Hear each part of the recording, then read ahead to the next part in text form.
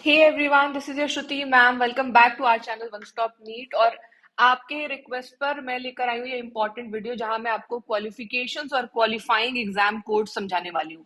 तो ध्यान से देखना है इस वीडियो को, क्योंकि बहुत सारे बच्चे कोड्स जो दिए हैं, तो टोटल 1 to 7 है ना, 7 कोड्स हैं अलग अलग, जिसमें आपको चूज करना होगा अपने हिसाब से एक, डिपेंडिंग अपॉन आपकी करंट क्वालिफिकेशन क्या है ना। तो क्वालिफिकेशन और क्वालिफाइंग एग्जाम कोड्स ही बोलते हैं इसको, और ये आपको अपने एप्लीकेशन फॉर्म में फिल करना है नीट 2023 के।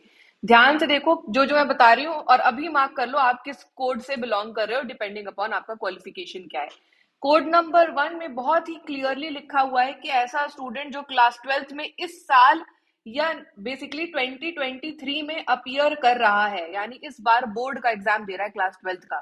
तो अगर आप क्लास 12th में हो और आप क्लास 12th का बोर्ड अभी दे रहे हो, तो आप ये क्वालिफाइंग कोड हो गया 1। ये अभी नोट कर ले वो सारे बच्चे जो क्लास 12th में हैं और इस साल एग्जाम दे रहे हैं। नेक्स्ट कोड पर आते हैं। नेक्स्ट कोड में अगेन क्लियरली लिखा हुआ है कि हायर सीनियर सेकेंडरी एग्जाम और Indian school certificate exam which is equivalent to class 12th। तो अब ये उन बच्चों के लिए है जिन्होंने क्लास 12th कंप्लीट कर लिया है after a period of 12 years of study, last 2 years of such study comprising of physics, chemistry, biology या फिर बायोटेक्नोलॉजी। तो अगर आपने क्लास 12th कंप्लीट कर लिया है, अगर आप सीबीएसई आईसीएसई बोर्ड से हो, और आपने जो है लास्ट 2 साल में फिजिक्स केमिस्ट्री यानी 11th और 12th में फिजिक्स केमिस्ट्री बायोलॉजी, और बायोलॉजी की जगह बायोटेक्नोलॉजी है तो भी चलेगा, आपका सब्जेक्ट था, और साथ में मैथमेटिक्स भी था। तो अगर पीसीएमबी के स्टूडेंट हो, है ना, बायोलॉजी मेन सब्जेक्ट है आपका, साथ में आपने इलेक्टिव के जैसे मैथमेटिक्स लिया है या कोई भी और इलेक्टिव सब्जेक्ट लिया है, और साथ में इंग्लिश भी होना जरूरी है ना। तो एनसीईआरटी के हिसाब से इंग्लिश होना जरूरी है। यहाँ पर एक बात बहुत अच्छे से क्लैरिफाई करी है उन्होंने कि ऐसे कैंडिडेट जिन्होंने क्लास 12th पास की है ओपन स्कूल से, यानी कि प्राइवेट कैंडिडेट्स, जैसे कि एनआईओएस से अगर आपने क्लास 12th करा है, तो आप नीट देने के लिए एलिजिबल नहीं हो, not be eligible to appear for NEET exam. ये बात याद रखना है ना। साथ में क्या लिखा है, a study of biology biotechnology as an additional subject at class 12th। तो अगर आपने आर्ट्स की पढ़ाई करी है, आर्ट्स की पढ़ाई करने में या कॉमर्स की पढ़ाई करने में साथ में आपने बायोटेक्नोलॉजी एक इलेक्टिव के जैसे ले लिया, एडिशनल सब्जेक्ट ले लिया, ये ठीक है, तो आप एलिजिबल नहीं हो। फिजिक्स केमिस्ट्री बायोलॉजी बायोटेक्नोलॉजी में से कोई एक, है ना, बायोटेक में से कोई एक, और पीसीएमबी का स्टूडेंट के लिए भाई अलाउड है। अगर आप पीसीएमबी के स्टूडेंट हो तो आप बिल्कुल नीट का एग्जाम दे सकते हो, यानी कि साइंस होना फिजिक्स केमिस्ट्री बायो मैथ्स में से जरूरी है, ठीक है, इसके अलावा कोई भी एलिजिबल नहीं है। तो जो बच्चे क्लास 12th कंप्लीट कर चुके हैं और आपने ड्रॉप लिया है, अगर आप ड्रॉपर या रिपीटर हो, है ना, तो क्लास 12th कंप्लीटेड का कोड 2 है, ये याद रखना। अब आओ नेक्स्ट पर। नेक्स्ट कोड में लिखा है इंटरमीडिएट या pre degree examination in science of an Indian university और board or other recognized examining body with physics, chemistry, biology, biotechnology and also English as a compulsory subject। बहुत सारे state boards में आपके 11th और 12th को PU exams भी बोलते हैं। तो अगर आप किसी स्टेट बोर्ड से हो और आप प्री डिग्री एग्जामिनेशन बोल रहे हो अपने 11th और 12th के बेसिकली ईयर्स को, तो आपके लिए कोड हो गया 3। तो अगर आप पीयू ऐसे स्टेट बोर्ड से हो जहां पर आप पीयू एग्जाम्स बोल रहे हो 12th को, है ना, तो आपके लिए कोड हो गया 3। अब आओ फोर्थ पर।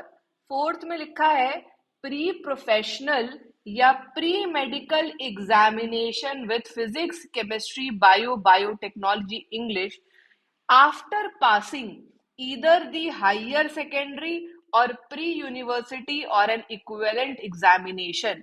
Pre-professional या pre-medical examination shall include practical test in these subjects and also English as a compulsory subject। तो बहुत सारे अलग अलग जगह पर ऐसे कोर्सेज होते हैं जिनको प्री मेडिकल एग्जामिनेशन के नाम से भी जाना जाता है या प्री प्रोफेशनल कोर्सेज के नाम से भी जाना जाता है। बट इसकी पढ़ाई इक्विवेलेंट होनी चाहिए क्लास 12th से। यानी आपने फिजिक्स, केमिस्ट्री, बायोलॉजी और बायोटेक्नोलॉजी, बायो और बायोटेक्नोलॉजी में से एक सब्जेक्ट लिया है, साथ में इंग्लिश भी पढ़ी है, और आपने इवन प्रैक्टिकल एग्जाम्स भी दिए हैं, है ना।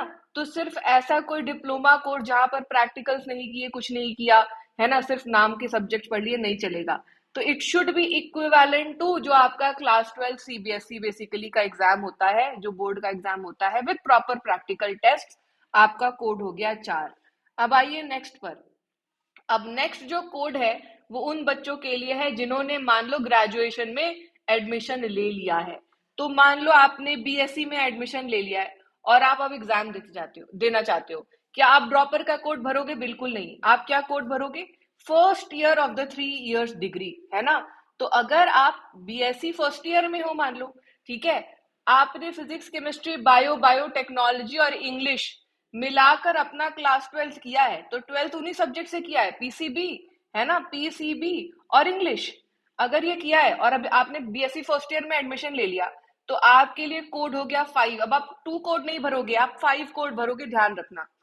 फिर नेक्स्ट बच्चा है, ये है बीएससी में अभी पढ़ रहा है, ये है बीएससी कंप्लीट किया हुआ। तो अगर आपने अपनी ग्रेजुएशन कंप्लीट कर ली है और आपको लगता है अब आपको जो है एग्जाम देना है इस साल, है ना, तो यहाँ पर क्या लिखा है? BSc examination of an Indian university provided that he और she has passed the BSc exam with not less than 2 subject physics, chemistry, bio।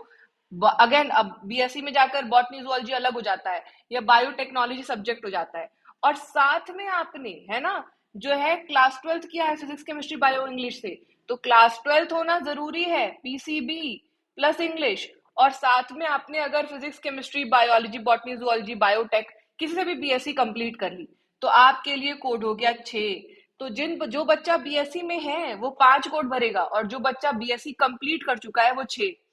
अब आओ जरा इंटरनेशनल स्टूडेंट्स की बात कर लेते हैं। तो आपने कोई भी ऐसा एग्जाम दिया है ना, विच इज इन, क्या लिखा है, which in scope and standard of हमारे इंडियन बोर्ड के हिसाब से +2।